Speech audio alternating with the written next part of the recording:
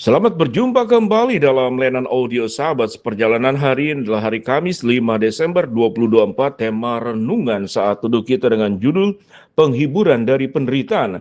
Firman Tuhan terambil dalam 2 Korintus pasal pertama ayat yang ketiga sampai dengan kelima. Terpujilah Bapa Tuhan kita Yesus Kristus, Bapa yang penuh belas kasihan dan Allah sumber segala penghiburan, yang menghibur kami dalam segala penderitaan kami, sehingga kami sanggup menghibur mereka yang berada dalam bermacam-macam penderitaan dengan penghiburan kami terima sendiri dari Allah. Sebab sama seperti kami mendapat bagian berlimpah-limpah dalam kesengsaraan Kristus, demikian pula oleh Kristus kami menerima penghiburan berlimpah-limpah. Mari kita berdoa. Bapa yang di dalam surga, terima kasih buat kebenaran firman Allah tatkala kami menghadapi penderitaan. Tuhan menyediakan penghiburan yang terbaik. Dalam nama Tuhan Yesus kami berdoa. Amin. Shalom sahabat seperjalanan yang dikasihi Tuhan, pemberi penghiburan dari penderitaan. Kalau kita mengingat dalam 1 Korintus 10 ayat 13, pencobaan yang kamu alami adalah pencobaan biasa yang tidak melebihi kekuatanmu, sehingga tatkala engkau dicobai, Tuhan adalah setia dan adil sehingga akan memberikan jalan keluar dan kita akan sanggup untuk melewatinya. Janji bagian firman Tuhan dalam 1 Korintus 10 ayat 13 diteguhkan kembali di dalam surat Korintus yang kedua pasal pertama ayat yang ketiga sampai kelima, khususnya pada ayat yang kelima. Sama seperti kami menderita bagian berlimpah-limpah dalam kesengsaraan Kristus, demikian pula oleh Kristus kami menerima penghiburan yang berlimpah-limpah. Ada dua kata yang menarik, kalimat yang menarik. Tatkala kita mendapatkan penderitaan yang berlimpah-limpah, kita akan mendapatkan penghiburan yang berlimpah-limpah. Cukup menarik. Mengapa kata penderitaan itu disebutkan dengan berlimpah-limpah dan disamakan dengan katakanlah kesengsaraan juga berlimpah-limpah? Bukankah seharusnya kata kesengsaraan itu diganti dengan kata kesengsaraan itu bertubi-tubi dan kami akan menerima penghiburan berlimpah-limpah? Tatkala kita berbicara kesengsaraan itu bertubi-tubi, ada konotasi negatif bahwa kesengsaraan dan penderitaan itu sesuatu yang buruk, sesuatu yang seharusnya kita tidak menerimanya, sesuatu yang siogianya Tuhan itu menghapusnya dari kehidupan kita. Tapi Tuhan mencatat dalam ayat ini dengan dikatakan penderitaan itu berlimpah-limpah, penghiburan juga berlimpah-limpah. Apa indikasi dan pelajaran firman Allah dari kata ini? Ini berarti bahwa baik penderitaan, baik itu kesengsaraan, kesulitan, dan penghiburan, dua-duanya itu dalam rancangan Allah dan juga di dalam kehendak Allah. Penderitaan berlimpah-limpah itu dikaitkan dengan apa? Dalam kesengsaraan Kristus. Jadi ada orang yang menghadapi penderitaan yang berlimpah-limpah karena dia memilih pilihan hidupnya dan karena Tuhan memilih kita untuk berbagian di dalam kesengsaraan Kristus. Tentu tatkala kita berbagian dalam kesengsaraan yang berlimpah-limpah dalam Kristus, kita mungkin tidak sama seperti Paulus, yang pada saat itu memang Paulus menjadi ujung tombak yang dipakai oleh Kristus, yang dipakai oleh Tuhan untuk memberitakan Injil tidak hanya kepada orang Yahudi, kepada orang yang non-Yahudi.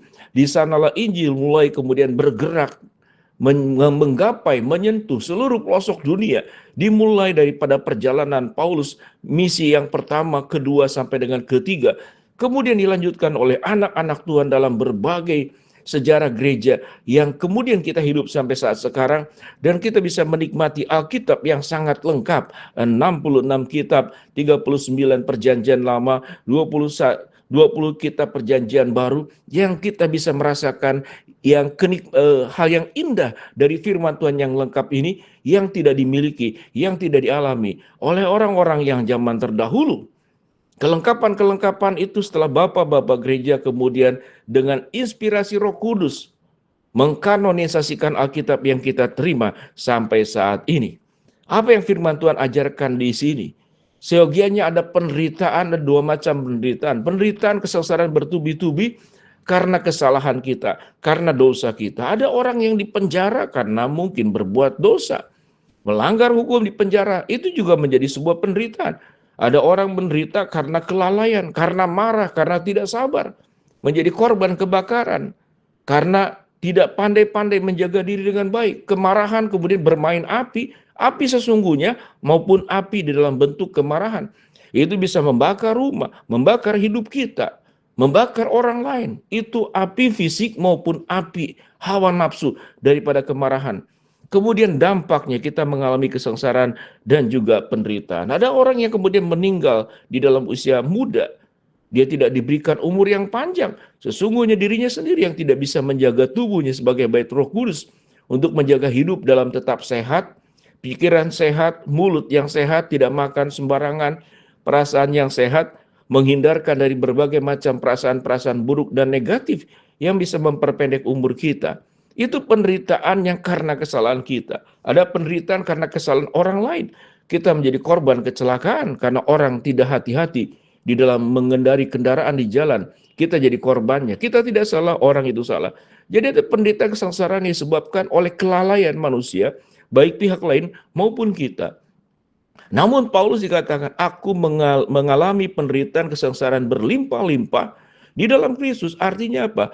Mengikuti tentang sebuah karya keselamatan, berbagian di dalam pekerjaan Allah.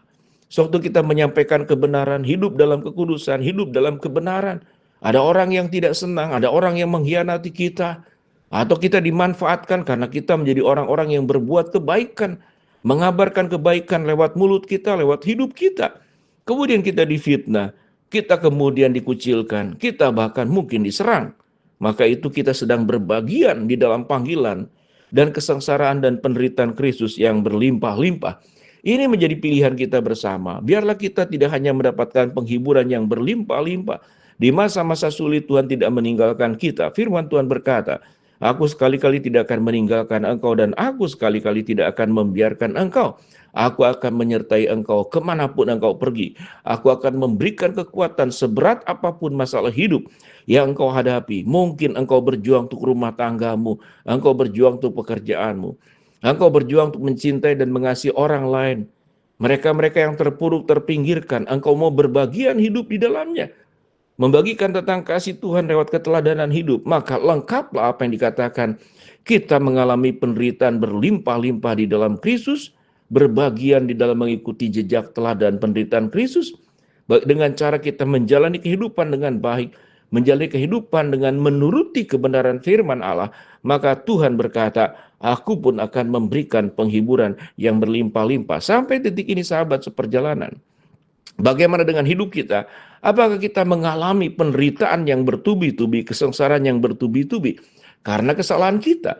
Atau kita mengalami penderitaan kesengsaraan yang berlimpah-limpah karena kita dengan sadar mengambil bagian dalam sebuah pekerjaan-pekerjaan Allah seperti Paulus yang dipakai oleh Allah meninggalkan hidup lamanya, lalu menyerahkan diri bersatu dengan Kristus.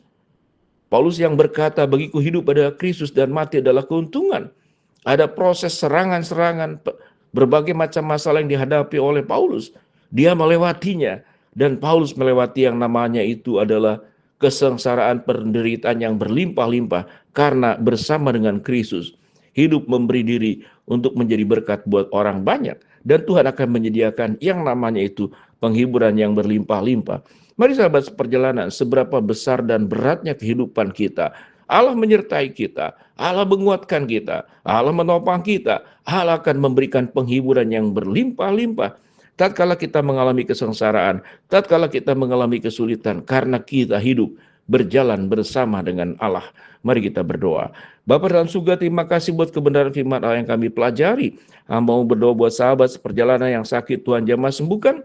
Sahabat seperjalanan yang sedang menghadapi masalah, Tuhan bukakan jalan. Sahabat seperjalanan yang sedang berdoa mengharapkan sesuatu, Tuhan kabulkan dengan cara dan waktu Tuhan yang terbaik. Di dalam nama Tuhan Yesus kami berdoa. Amin.